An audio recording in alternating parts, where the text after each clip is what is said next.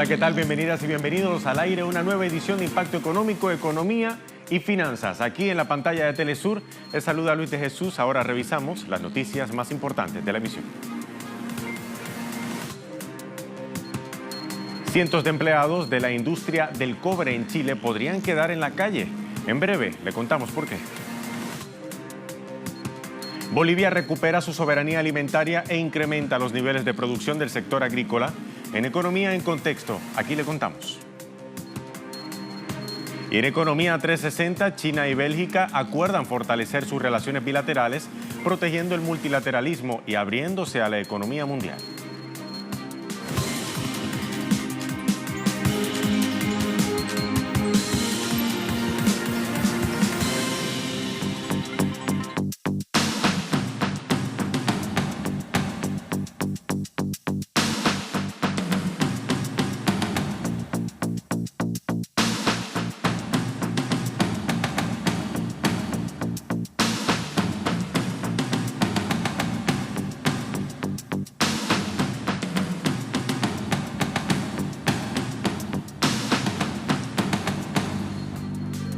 ¿Qué tal? Iniciamos. La Corporación Nacional del Cobre de Chile, mejor conocida como Codelco, podría dejar en la calle a cientos de sus trabajadores a partir del próximo año 2019. Aquí en Impacto Económico le contamos de qué se trata.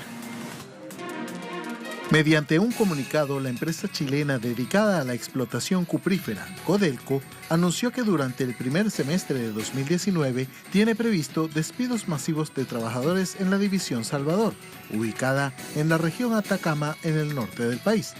La razón serían problemas por el agotamiento de sus rajos actuales y a los cambios de la divisional por el proyecto Rajo Inca.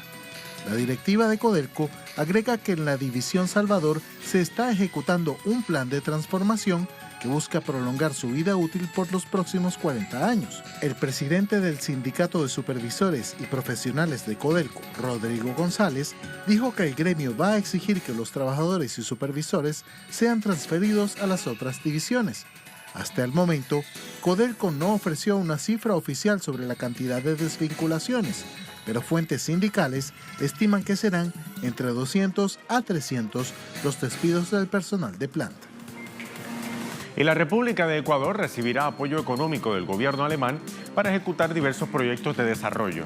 El Ministerio de Relaciones Exteriores ecuatoriano informó que Alemania aportará al país suramericano 48,9 millones de euros para los proyectos. El monto se desglosará de la siguiente forma. 16,5 millones de euros serán destinados a la cooperación técnica, 25,4 millones de euros para la cooperación financiera no reembolsable y 7 millones de euros en cooperación reembolsable. Dicho aporte financiero se extenderá hasta el año 2020 y será dirigido a iniciativas ambientales y de cambio climático, emprendimientos en bioeconomía, gestión marino-costera, erradicación de la violencia de género, gobierno abierto y lucha contra la corrupción. Le contamos que el tren ministerial del presidente argentino Mauricio Macri empieza a reconocer los efectos de la crisis económica, pero al mismo tiempo ofrece pocas alternativas para quienes más la sufren. Recientemente, el ministro de Hacienda del gobierno de Cambiemos, Nicolás Duhovne, dijo que el año 2018 cerrará con una caída de los salarios reales para los trabajadores. Las consultoras privadas en el país calculan que para este año la pérdida del poder adquisitivo estará entre el 6 y el 16%. Y en el caso de los trabajadores precarizados, el desplome superará el 17%. El medio argentino Página 12 sostiene que se trata del peor deterioro del poder de compra desde la crisis del año 2002. Por otra parte, Duhovne rechazó que sea necesario renegociar las condiciones del préstamo con el FMI. Sin embargo, los voceros del Frente Renovador señalan que el próximo gobierno sí deberá encarar esa tarea. Vamos ahora a Centroamérica, porque el gobierno de Costa Rica, escuche bien, continúa la promoción del polémico proyecto legal para el fortalecimiento de las finanzas públicas. El presidente costarricense Carlos Alvarado afirmó que diferentes bancadas en el Congreso continuarán impulsando el plan de reforma fiscal que, según él, resulta urgente para el país. La Corte Suprema de Justicia del país considera que el plan fiscal sí afecta al Poder Judicial y por ende requiere de mayoría calificada en el Poder Legislativo, es decir, 38 votos para ser aprobado. El mandatario ha dicho que el Ejecutivo está seguro que el proyecto no lesiona el funcionamiento del Poder Judicial y se ha mostrado dispuesto a promover consensos. Sin embargo, desde el pasado 10 de septiembre, las agrupaciones obreras se encuentran en un paro indefinido y han organizado protestas para rechazar el paquete fiscal, aunque el proyecto ya fue aprobado en un primer debate con 35 votos a favor, 22 en contra en la Asamblea Legislativa. Más información, los sectores productivos de la Federación Rusa se acercan a México para afianzar sus lazos comerciales. Vamos ahora a revisar el medio ruso Sputnik, que tiene la noticia. Importante delegación de empresarios rusos visita México, así titula el medio ruso. El Centro Ruso de Exportación presentó en Ciudad de México una misión comercial de alto nivel, en un evento con representantes de empresas y de los gobiernos de ambos países.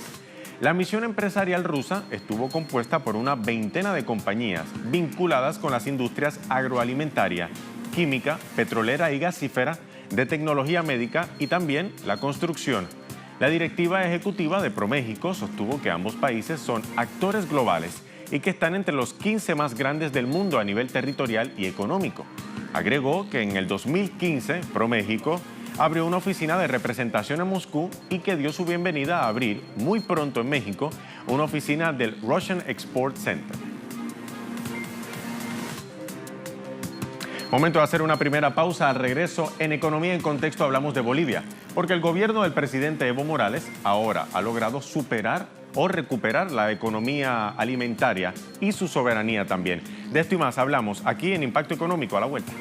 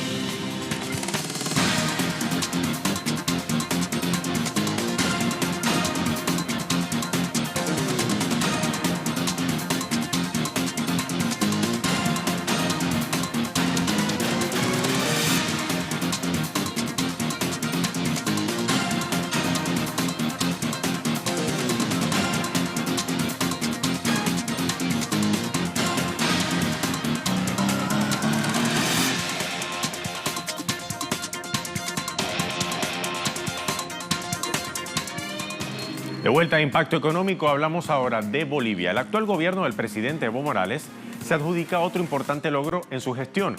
Se trata nada más y nada menos que de la recuperación de la soberanía alimentaria y el incremento en los niveles de la producción del sector agrícola.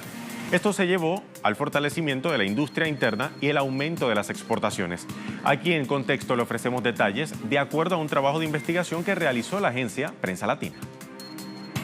La seguridad alimentaria es uno de los principales derroteros del proceso de cambio impulsado por la gestión del presidente Evo Morales en Bolivia. El medio informativo indica que el Estado boliviano ha ejecutado planes para favorecer el desenvolvimiento económico a través del rendimiento empresarial. Para lograr estos objetivos, creó el Servicio de Desarrollo de las Empresas Públicas Productivas, SEDEN, en 2010 y en 2018 firmó el decreto para poner en marcha la Empresa Boliviana de Alimentos y Derivados. Esta última industria fue el resultado de la fusión de la Empresa Boliviana de Almendras, la Empresa de Lácteos Bolivia y la Empresa Pública Productiva Apícola. Para la directiva del SEDEN, todas las industrias que forman parte de la Empresa Boliviana de Alimentos son rentables, generan ingresos y aportan con sus utilidades en la distribución del pueblo boliviano. De acuerdo al Servicio de Desarrollo de las Empresas Públicas Productivas, en 2017, la empresa de Lácteos Bolivia aportó $145.385 al programa social Juancito Pinto y desde su creación en 2007 ha pagado más de $14,5 millones en impuestos. En el caso de la Empresa Boliviana de Almendras, obtuvo entre 2009 y 2017 una inversión pública superior a los $3.200.000 y ganancias por venta de bienes por más de $90 millones, mientras que la Empresa Pública Productiva Apícola alcanzó un acumulado de ingresos por ventas de más de $4.800.000 entre 2015 y 2017. Ahora bien, la soberanía alimentaria de Bolivia se evidencia en el aumento de la producción agrícola, que gracias a las políticas implementadas por el gobierno de Evo Morales desde su llegada a la presidencia en 2006, ha contribuido a cubrir la demanda del mercado alimentario interno en más del 90%. Datos difundidos por el Ministerio de Desarrollo Rural y Tierras de Bolivia revelan que en el país producen el 95% de los alimentos que consume y solo en el 2017 registró una producción alimenticia de 16 millones de toneladas, lo que devela una continuidad en el aumento de la producción agrícola, pues entre 2006 y 2016 la producción de alimentos en Bolivia se incrementó sustancialmente de 7 millones a más de 14.7 millones de toneladas por las políticas que ha implementado el gobierno del presidente Evo Morales en los últimos casi 12 años en favor del sector productivo del país. Asimismo, el ente ministerial señala que Bolivia es un país autosuficiente en producción de alimentos, porque en los últimos 11 años la producción de papas incrementó de 8.000 a 1 millón de toneladas.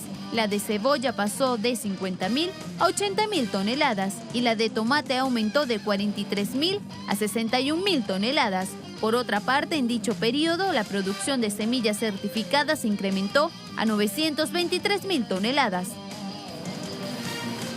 Y precisamente sobre este tema, durante la celebración de los 12 años del Estado Plurinacional de Bolivia, en enero de 2018, el Estado se fijó metas en torno a la producción agrícola. Aquí le contamos.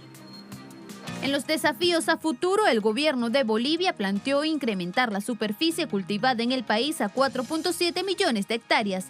También se trazó como meta aumentar la capacidad de almacenamiento para asegurar la soberanía alimentaria y preparar al país ante cualquier evento adverso. Asimismo, gracias a la actual gestión gubernamental, Bolivia logró aumentar sus niveles de producción en varios rubros alimenticios para abastecer la demanda interna y afianzar las ventas al exterior.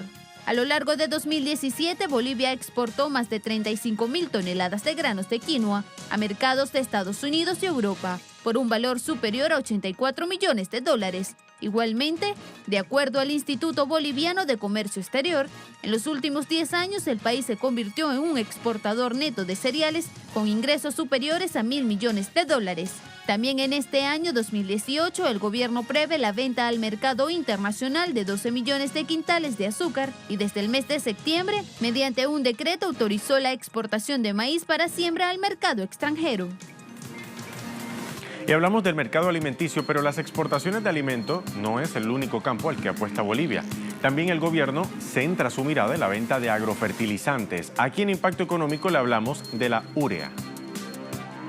La estatal Yacimientos Petrolíferos Fiscales Bolivianos informó que Uruguay, Paraguay, Argentina y Perú se suman a Brasil como mercados de exportación para la urea, producida en la planta de Bulo Bulo en Cochabamba. En el caso de Uruguay y Argentina, las ventas se efectúan bajo la modalidad de contratos mensuales y hasta diciembre del presente año. Esperan concretar ventas entre 80.000 y 120.000 toneladas. Asimismo, YPFB también vende urea a Paraguay y por otra parte afina los detalles de un contrato de venta de urea a las poblaciones del sur de Perú, con lo cual sería el quinto destino comercial externo de la producción de la planta de Bulo Bulo. Sin embargo, Brasil sigue siendo su potencial mercado para el agrofertilizante, al cual exporta 335.000 toneladas anuales. Según las estimaciones de YPFB, con la demanda de urea de los 5 países, más las ventas en el mercado interno, alrededor del 85%, que es cerca de 600.000 toneladas de la capacidad productiva anual del complejo, estaría destinado a la comercialización. Hacemos una segunda pausa en Impacto Económico. Al regreso hablamos de Economía 360 y vamos a estar hablando de China y Bélgica porque estos dos países buscan afianzar sus relaciones bilaterales y para ello apuestan al multilateralismo y también al sistema de libre comercio. Ya venimos.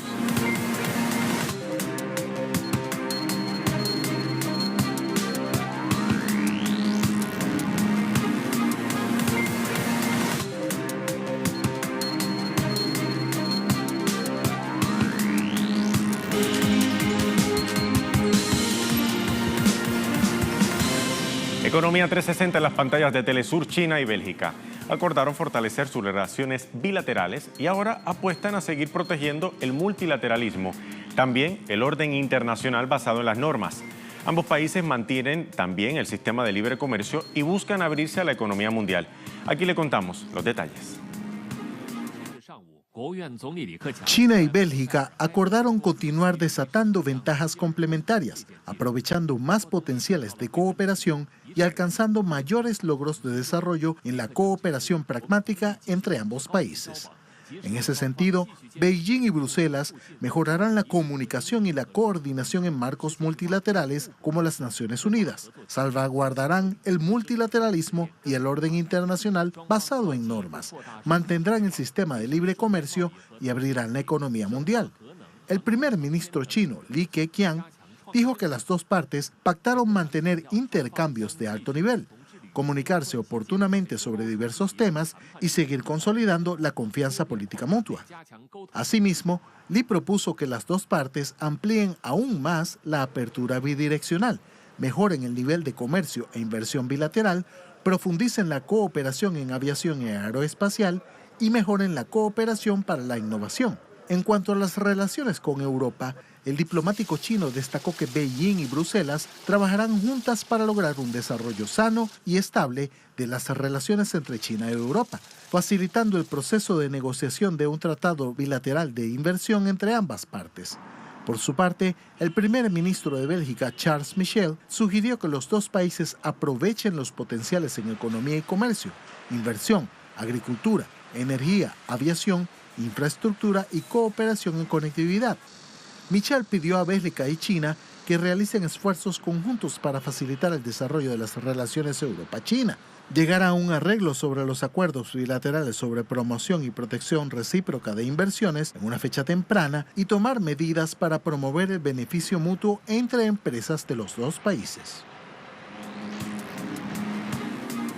Y hablando de China, le contamos que el gigante asiático celebra la edición 124 de la Feria de Importación y Exportación de China, tradicionalmente conocida como la Feria de Cantón, que se enfoca en la innovación para promover sus productos y aumentar también sus ventajas competitivas. La Feria de Cantón, que se celebra en la ciudad de Guangzhou, en la capital de la provincia meridional de China, Guangdong, consta de 3 fases. La primera de ellas se extiende desde el pasado lunes hasta este próximo viernes. La segunda comenzará del 23 al 27 de octubre y la tercera del 31 de octubre al 4 de noviembre de este año. El área de exhibición cubre más de 1 millón de metros cuadrados con más de 60.000 cubículos y atraerá a más de 20.000 expositores nacionales y extranjeros. La primera fase de la feria reúne un total de 735 compañías, debo decir, que exhiben principalmente electrodomésticos, productos electrónicos, instalaciones de alumbrado, vehículos y componentes de bienes mecánicos. Y hoy se celebra el Día Internacional para la Erradicación de la Pobreza, que es uno de los mayores retos que enfrenta la humanidad. En pleno siglo XXI, más de 800 millones de personas en el mundo sufren de hambre crónica. Un factor determinante en el aumento de dicho flagelo es, por ejemplo, la concentración de las riquezas que se concentran en las manos de unos pocos. Aquí le contamos.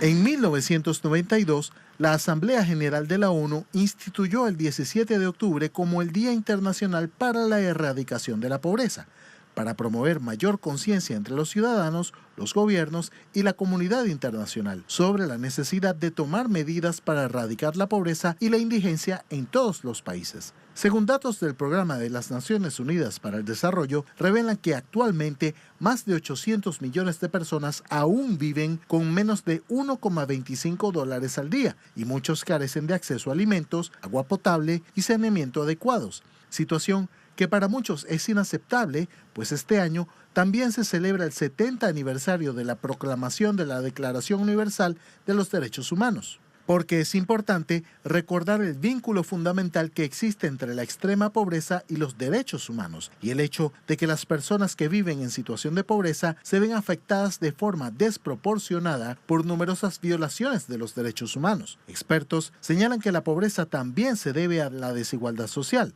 pues un informe de la Oxfam señala que el 1% de los habitantes del planeta acumuló en 2017 el 82% de las riquezas del mundo, mientras el 50% más pobre, que equivale a 3.700 millones de personas, no se benefició lo más mínimo de dicho crecimiento.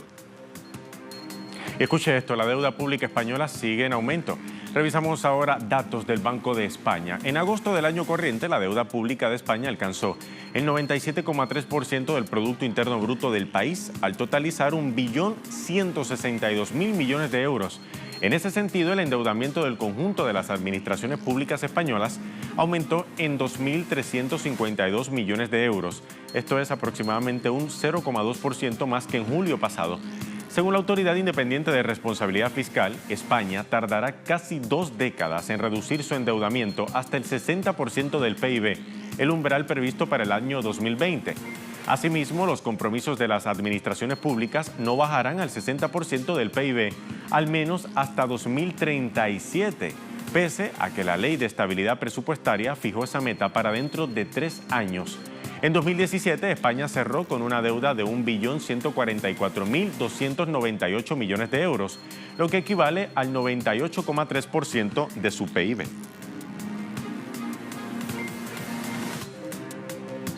Seguimos en Europa. El presidente francés Emmanuel Macron y el primer ministro japonés Shinzo Abe subrayaron la importancia del multilateralismo y el comercio internacional. Escuchemos. Japón y Francia son portadores estándar del libre comercio. Vamos a cooperar para establecer la Asociación Económica de la Unión Europea y Japón. Nuestros dos países mantendrán la presidencia del G20 en el caso de Japón y del G7 en el caso de Francia, y nos coordinaremos para defender los valores del multilateralismo en los que ambos creemos. De Europa pasamos a Norteamérica porque el hoyo fiscal estadounidense se acrecienta cada vez más. El portal web Sputnik titula lo siguiente: la economía de Estados Unidos rompe récords de déficit presupuestario. Lo tienen en pantalla para su referencia. El Tesoro de Estados Unidos presentó un informe sobre los resultados del pasado año fiscal que culminó en septiembre de este año, donde detalla que el déficit presupuestario de Estados Unidos llegó a representar una tasa de 779.000 millones de dólares. Dicha tasa es un 17% mayor que el índice del año anterior. Durante el año fiscal 2017, los gastos presupuestarios crecieron en 127.000 millones de dólares, 3,2%, y los ingresos en 14.000 millones de dólares, esto es 0,4%. Por su parte, los ingresos fiscales se redujeron, en particular el impuesto sobre la renta, que disminuyó en unos 76.000 millones de dólares. Este fenómeno se da por la reducción fiscal de diciembre de 2017 que llevó a cabo el presidente Donald Trump al reducir la tasa de impuestos para las empresas del 35 al 21%. Llegó el momento de revisar los indicadores al cierre de la jornada de este miércoles para el petróleo. Iniciamos, como de costumbre, con el petróleo intermedio de Texas, el WTI. Ahí lo tienen, en nuestra realidad virtual. Marcó $70,02 y perdió 2,36%. Ahora vemos el barril del Brent de referencia en Europa se ubicó en $79,99. Esto es 2,03% menos que en la jornada anterior. Y como de costumbre finalizamos con el petróleo venezolano que se ubica en 515,39 yuanes. Llegamos entonces al final de esta emisión de Impacto Económico. Recuerde seguirnos en redes sociales, en Twitter, @TelesurTV, @TelesurImpacto. Hasta la próxima.